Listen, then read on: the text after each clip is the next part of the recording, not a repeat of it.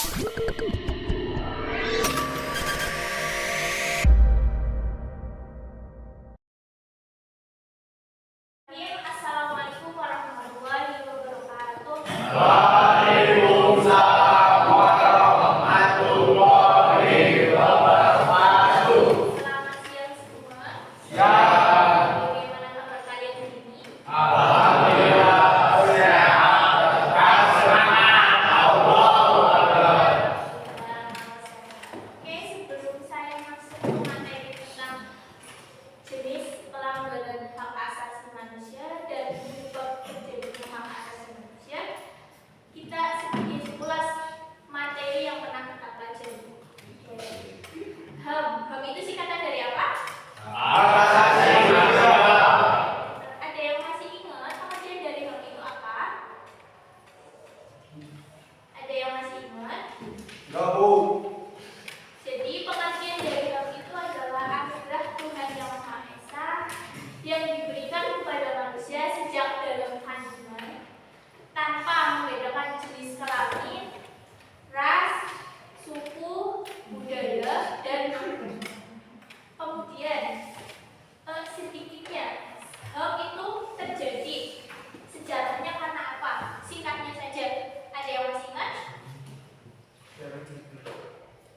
Ada yang masih ingat?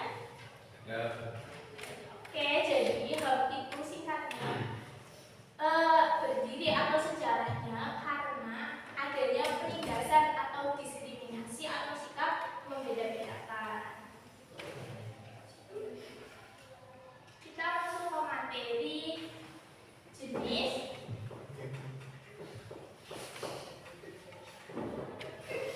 pelanggaran hak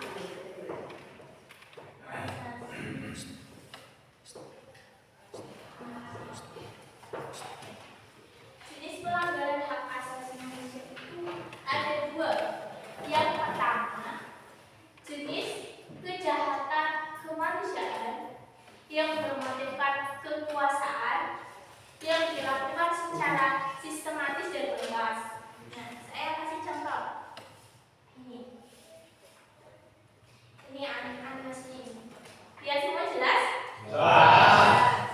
Nah, jadi contoh dari tindakan kejahatan kemanusiaan yang bermotifkan kekuasaan ini kayak gini. Saya contohkan. Di sebuah kota ada namanya Pak A. Pak A ini seorang pengusaha besar atau punya perusahaan besar di kota itu. Nah, dia itu nggak punya saingan karena cabang di kota itu cuma dia yang paling besar. Nah, kemudian beberapa bulan terakhirnya si Pak A ini kecolongan, performanya menurun, anak buahnya kerjanya nggak serius. Akhirnya ada Pak B. Pak B juga pengusaha, punya perusahaan. Akhirnya menyalip perusahaan si Pak ini yang tadinya nggak punya saingan jadi punya saingan. Nah, akhirnya karena Pak ini nggak mau, dia tuh nggak mau punya saingan gitu. Akhirnya Pak ini membayar orang atau menyuap orang. Ini kalian jelas kan? Menyuap orang untuk merusak nama baik atau mencemarkan nama baik perusahaan si Pak B ini. Nah, seperti itu. Itu contoh dari kejahatan kemanusiaan yang bermotifkan kekuasaan. Orang itu kalau punya kekuasaan itu bangga nggak? Bangga. Senang nggak? Mengagumkan dirinya nggak? Nah, itu salah satu bentuk dari jenis pelanggaran hak asasi manusia yang bermotifkan kekuasaan. Nah, kemudian ada dua. Yang kedua itu kejahatan kemanusiaan yang diakui dunia karena sebagai kejahatan yang serius. Ini saya kasih contohnya. Ini jelas? Ini apa? Kejahatan.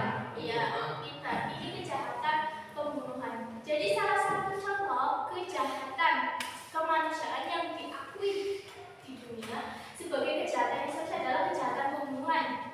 Pembunuhan bisa terjadi karena mungkin satu dendam pribadi, dua urusan sosial mungkin, tiga dan lain-lain.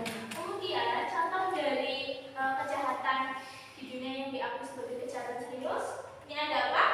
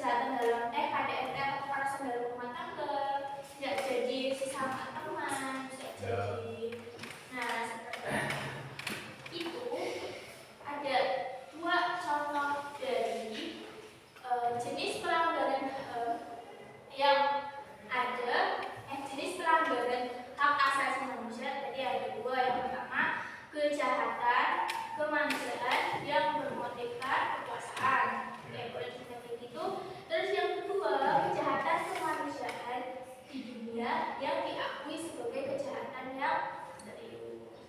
Oke, sampai sini paham? Ada yang belum jelas?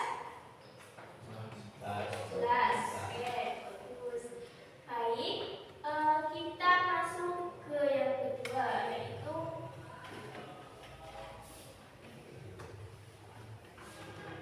penyebab terjadinya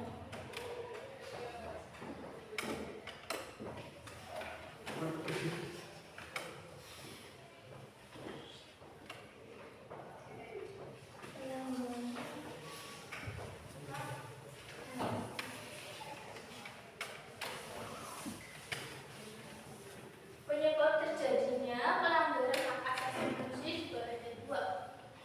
Yang pertama, terjadinya yang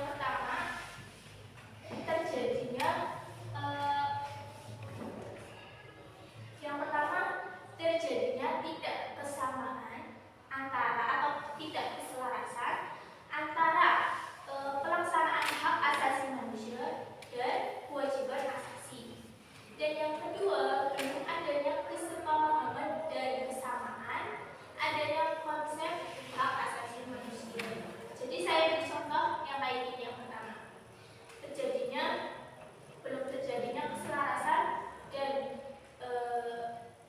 persamaan terhadap hak asasi manusia atau kewajiban asasi. Jadi saya contohkan tentang lampu merah. Karena kalau saya jelaskan secara teoritis itu sangat panjang. Contoh kayak gini, di lampu merah, kalau di lampu merah di jalan-jalan besar itu kalian disuruh laju apa disuruh berhenti? Disuruh berhenti. Contoh yang pertama itu ada orang yang udah ngerti gitu, udah tahu kalau lampu merah itu kalian disuruh berhenti, tapi dia hanya mematuhi tapi enggak sepenuhnya mematuhi. Contohnya kayak gini, di lampu merah dia berhenti, kalau ada polisi dia berhenti, kalau enggak ada polisi lampu merah dia jalan atau laju itu. Terus contoh yang kedua, di lampu merah karena dia itu cuma ngerti-ngerti tok, enggak mau diamalkan, enggak ada bahwa itu kalau ada lampu merah harus berhenti. Jadi ketika ada lampu merah, ada polisi atau enggak ada polisi, dia itu tetap laju. Nah, itu dua contoh dari penyebab terjadinya HAM. Singkatnya seperti itu. Baik, sampai sini jelas. Ada yang mau ditanyakan? Sesi tanya jawab. Silakan bagi yang ingin bertanya mengangkat tangannya. Ibu, izin bertanya, Silakan. apakah jenis kejahatan yang diakui dunia itu sangat berbahaya dampaknya bagi remaja? Oke, terima kasih atas pertanyaannya. Beri aplaus dulu untuk Mas Dian.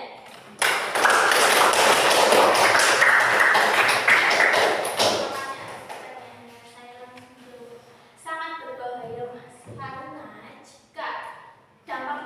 Karena jika pelaku dari kejahatan di dunia yang diakui sebagai kejahatan serius, nah dia itu melakukan salah satunya, misal dari yang tadi dicontohkan kayak pembunuhan, terus kekerasan, terus kemudian apa saja tadi?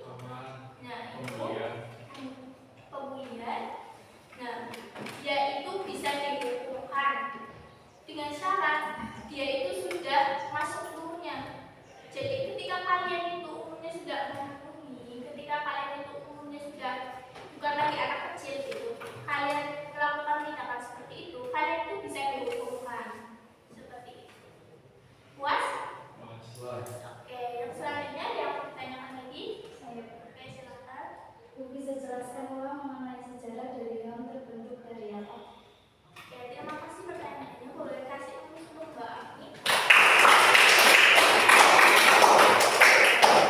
Jadi sejarah dari HAM itu terbentuk dari penindasan atau perilaku diskriminasi